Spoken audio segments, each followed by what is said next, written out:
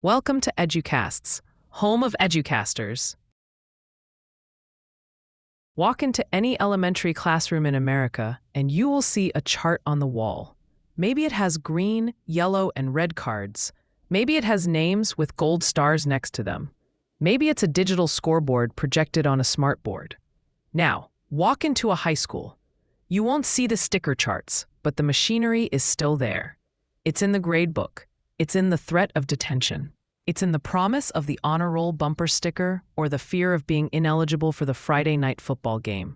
We like to think of education as a purely intellectual pursuit, a life of the mind. But underneath the philosophy and the literature, American education runs on a massive, humming engine of behavioral psychology. Specifically, it runs on the principles of operant conditioning. While Ivan Pavlov was busy with his drooling dogs, an American psychologist named B.F. Skinner was looking at something else. He wasn't interested in involuntary reflexes. He was interested in voluntary behavior. He wanted to know why we do what we do, and more importantly, how to get us to do something else. Skinner didn't see the classroom as a magical place of inspiration. He saw it as a system of behavior modification. And whether we admit it or not, every teacher who has ever handed out a piece of candy for a right answer or taken away recess for a wrong choice is walking in Skinner's footsteps. This essay is going to pull back the curtain on the carrot and stick method.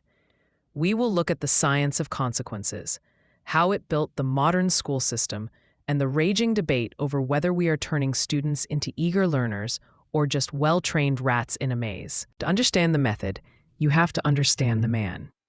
B.F. Skinner was a controversial figure.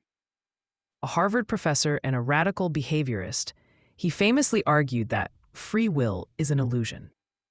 He believed that our actions aren't driven by some inner soul or character, but by the consequences of our previous actions.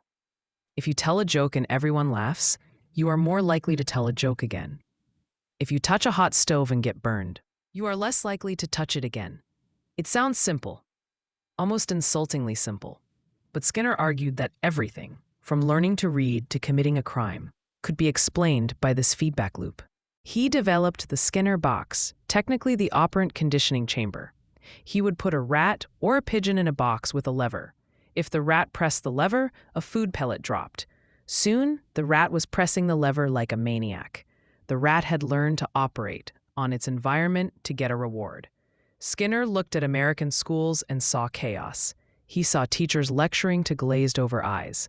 He saw vague punishments and delayed rewards. He believed he could fix education by applying the scientific precision of the Skinner box to the classroom. He wanted to engineer the perfect learning environment where success was guaranteed because the consequences were perfectly tuned. Most people get operant conditioning wrong. They think it's just reward and punishment, but it's actually a four-part grid, and understanding the nuance is the difference between a chaotic classroom and a well-oiled machine.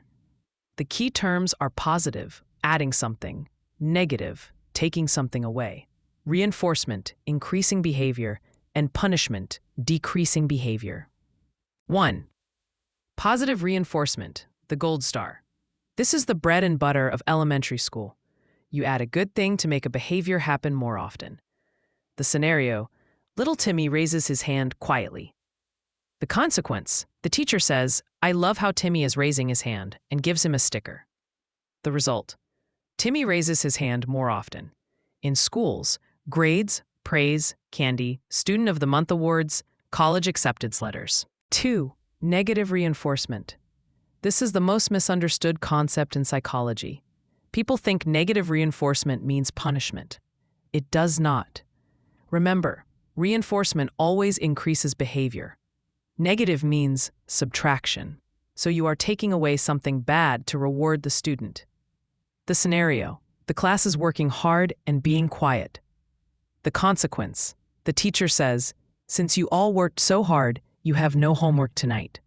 The result, they work hard again tomorrow to avoid the homework. In schools, exempting a student from a final exam because they have an A average, taking a quiz off the schedule. The relief creates the drive. 3. Positive punishment. The hammer. This is adding something bad to stop a behavior. The scenario. Sarah is texting in class. The consequence. The teacher gives her a detention slip or yells at her. The result. Sarah hopefully stops texting. In schools, detentions, suspensions, extra laps in gym class, a stern lecture. 4. Negative punishment, the takeaway. This is taking away something good to stop a behavior. The scenario. The class is rowdy and won't settle down. The consequence. The teacher says, okay, that's 5 minutes off your recess time. The result. The class quiets down to save the rest of their recess. In schools, taking away a phone, kicking a student off the football team for bad grades, grounding. Skinner himself was actually against heavy punishment. He found that punishment often bred resentment and merely taught the subject how to avoid getting caught. E.g., Sarah learns to text under the desk, not to stop texting. He believed positive reinforcement was infinitely more powerful. Here is where it gets devious. Skinner found that when you give, the reward matters just as much as what the reward is. If you give a rat a pellet every single time it presses the lever, continuous reinforcement, the rat learns fast. But if you stop the pellets, the rat stops pressing almost immediately. It gives up. But what if you only give the pellet sometimes? The variable ratio schedule. This is the most powerful force in psychology. It is the logic of the slot machine. You pull the lever, and you don't know if you'll win. Maybe this time, maybe next time. Because the reward is unpredictable, you keep pulling the lever forever. In the classroom, raising hands. If a teacher calls on the same kid every time, the other kids stop raising their hands. But if the teacher calls on people randomly, everyone keeps their hand up because this might be the time they get the praise or the points. Pop quizzes. This is a variable interval schedule. You don't know when the test is coming, so you have to study every night, in theory. Grading. If a teacher says, I'm only collecting 3 of these 10 homework assignments, but I won't tell you which ones. The students do all 10. This unpredictability builds resilience against quitting. It keeps the behavior going even when there is no immediate reward. Skinner was way ahead of his time. In the 1950s, he visited his daughter's math class and was horrified. He saw a teacher asking a question and 30 kids staring blankly. Maybe one kid knew the answer. The rest were either bored because it was too easy or lost because it was too hard. And they wouldn't find out if they were right or wrong until the teacher graded the papers days later. Skinner argued that delayed feedback is useless. Imagine trying to learn to play basketball, but you don't see if the ball goes in the hoop until 3 days after you shoot it. You'd never learn. He invented the teaching machine. It was a mechanical box. The student would see a question in a window. They would write the answer and pull a lever. The machine would immediately reveal the correct answer. If they were right, positive reinforcement, instant success. If they were wrong, they try again immediately.